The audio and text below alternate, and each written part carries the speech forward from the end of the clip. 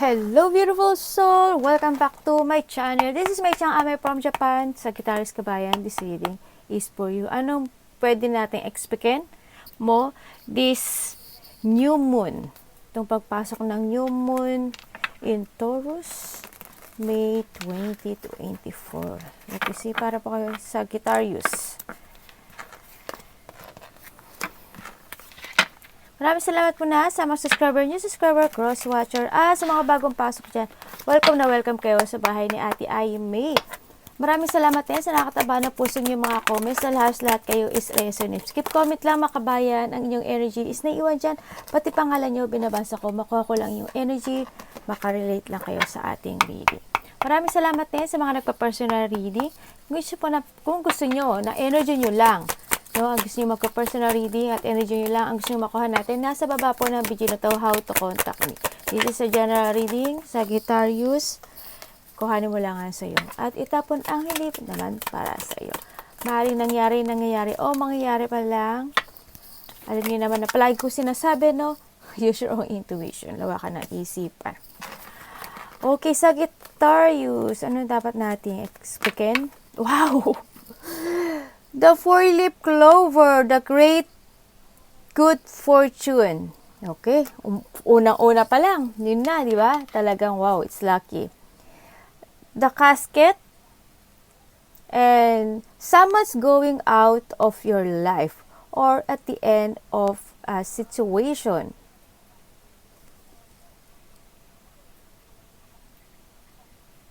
May aalis sa buhay mo?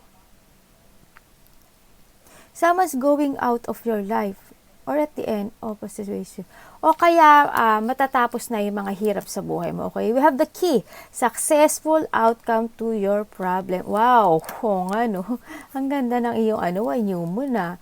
And we have the romantic in the air. Maaring mas romantic coming in sa'yo or mas more kayo magmamahalan ng partner mo or romantic love it comes to your family, your friend, kasama sa trabaho, kung ano man yan, no? We have the feather. Someone you know is undependable and insincere. Sino yun? Oh my God. The older man. Are you dealing with the older man or relationship with an older man? Maaring yung karelasyon mo mas matanda sa'yo kaysa sa'yo, o kaya may makikilala kang older man, maaring tatay mo rin iba, basta mayroon daw older man dito na no. I will have the wind chimes. Peace and harmony. Uy, ang gaganda ha. Ang gaganda na iyong new moon. San ka? Sana all. No. Ano ang dapat expectin ni Sagittarius? Pero ang ganda ng card mo. This new moon. May 2024, please show me, para po kay Sagittarius. Tingnan natin. Kahanit, gusto ko yung isa lang. Yan. Okay. Bakit po? Wow, we have the Sun and the Eight of Wands. Wow. Ito na ata ang inihintay mo talaga, Sagittarius. Material happiness, hope, pagbabago, abundance, enlightenment, a positive outcome, no? So nakita ko dito, ang ganda. Yung mga may makatanggap ka ng messages or message to someone, no? Na maaring humingi ng tulong sa iyo. May tao ako nakikita na medyo malungkot, no? So nakita ko dito, tingnan natin bakit ka. Sino ka? Bakit? What happened sa iyo? Oh my God. Okay, mukhang may darating na hindi mo expectin, no? Na maaring mag-alala ka, maaring may mga problema pa rin na darating sa buhay mo. Yan, maaring maaalala mo yung mga nakaraan, ganyan. May anxiety, pag-aalala, loneliness, sadness. Ako nakita, maaring hindi ka mapagkakatulog, no? Maaring mamumblema ka pa rin sa pera, o kaya naman maaring dumaan yung time na manakit yung paa mo or maproblema ka dahil may sakit yung isa sa kapamilya mo o ikaw o kaya masakit ang paa mo, no? Mag-ingat-ingat din tayo na huwag tayo masyadong mag-alala. Kalimutan natin yung mga isipin na yun, ano, sa nakita ko dito. Ano pa po para kay Sagittarius? Wow! Ang galing.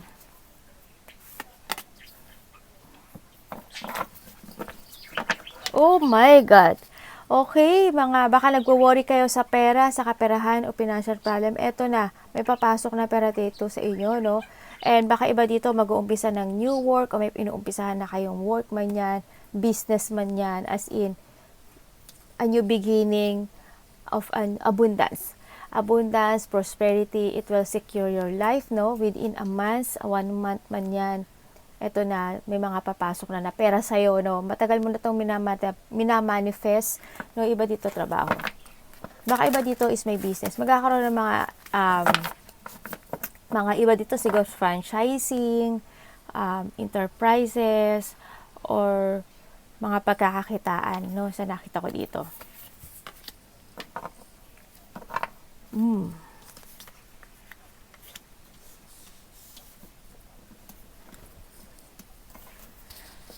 Para saan po? Okay.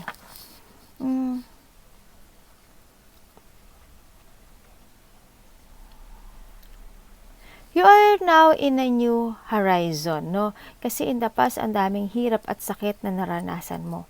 Handito na rin na nandun yung pagiging emotional mo, no? Handun yung pagiging feminine or ano ka man, masculine ka man, I don't care. Wow, ate English pa yun, no? Joke. Yan, magaling ka, maalalahanin ka. Actually, maalalahanin ka, magaling kang makisama, magaling kang makisama sa lahat ng tao, and then, maawain, actually, no, maalalahanin. Mahilig ka magmuni-muni, no, sa nakita ko dito.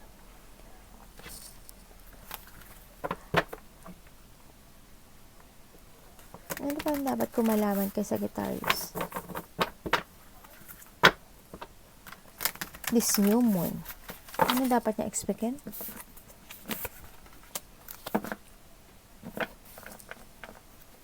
Okay, babalik na yung lakas ng loob, tiwala sa sarili, strength, no? Sa nakita ko dito.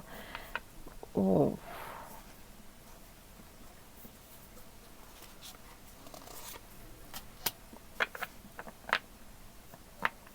Hala, may kukonek sa'yo, Sagittarius.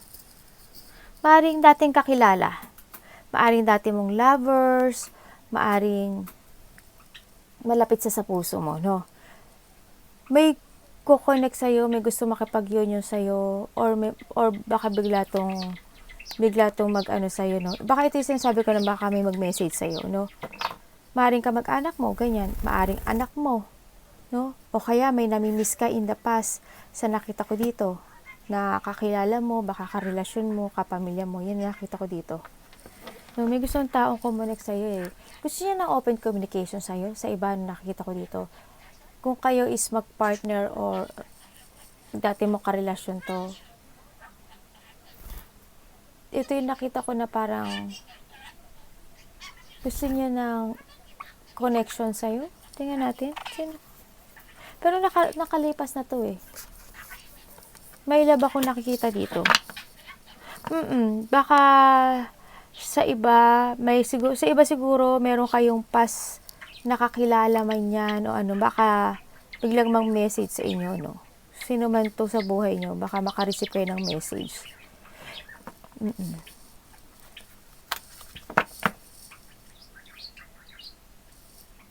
Nakita ko yung pagiging hardworking mo, dahil sa pagiging hardworking mo, may mga piniperfect ka, no? May pagka-perfectionist ka rin. Dito din yung, nakikita ko na magtatapos na yung mga problema mo, Sagittarius. Very, ikaw yung tao na very commitment. Sa lahat ng ginagawa mo, committed ka, kumbaga. Hindi yung, mga iba sa inyo, baka may piniperfect or may pinapractice na talent, may mga ambition nyo, no?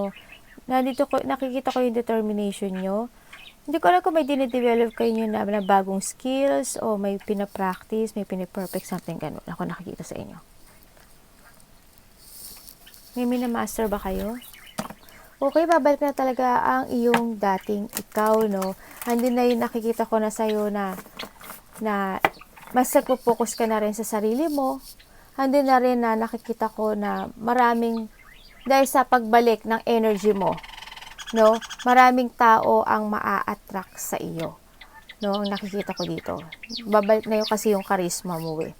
Andito na rin yung hindi ko alam ko naman na noon pa man na ikaw yung tao na hindi ka madaling mawalan ng pag-asa sa buhay. Hindi ka madaling masiraan kasi yun ang nakita ko sa iyo.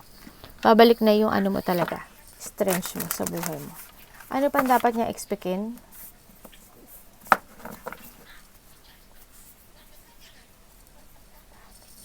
Hindi ko talaga mabunot yung card mo.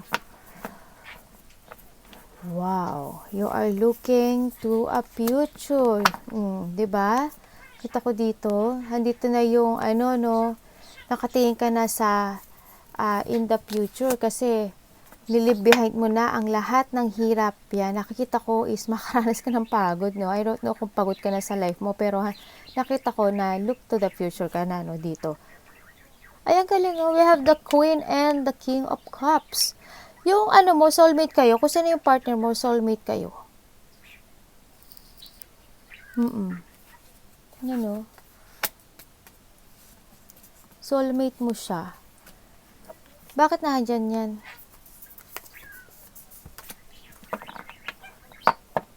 Okay. Magkakaroon daw ng mga pagkikita. Ganyan. Matatapos na yung mga problema, difficult situation sa buhay mo, it will end. Sa nakita ko dito. And more give effort, no? Sa yung mga ginagawa sa ngayon, lalo na sa kaperahan. Kasi nakita ko magiging maganda. May mga wish come true ako nakikita na magaganap sa iyo, no? Yung mga gustong mangyari sa buhay mo. Yan, makukuha mo na. Kasi you are moving on na talaga sa tamang direksyon. Nasa tamang direksyon ka ngayon, Sagittarius, no? Sa nakikita ko dito. And andito na yung magkakaroon na ng muling, ano ba tawag ito? Another beautiful life sa buhay mo. Yes. Talagang makakaramdam ka na ng sobrang ligaya, sobrang fulfillment, compassion. May mga ma-achieve ka na. Baka iba dito may dumating na magbibigay ng pagmamahal sa iyo o kaya yung ginagawa nyo ngayon is magkakaroon ng overflow of emotions of happiness and achievement. At yung iba dito, mas mamahalin pa nila more yung sarili nila, no? Sa nakita ko dito. Mas magkakaroon ka pa ng connection when it comes to your self. Kasi nakita ko yung iba dito is have a psychic abilities, no? Sa nakikita ko dito. Kaya continue ka lang dito kasi maganda yung flow ng iyong huwag kang maguluhan, no? Nakikita ko na marami ang tao na maiinggit sa'yo. Panindigan mo yung gusto mong panindigan sa buhay, depensahan mo yung sarili mo, protektahan mo yung sarili mo at ang yung energy mo. At nakikita ko rin na magiging busy ka. Congratulations. Arigato, namaste.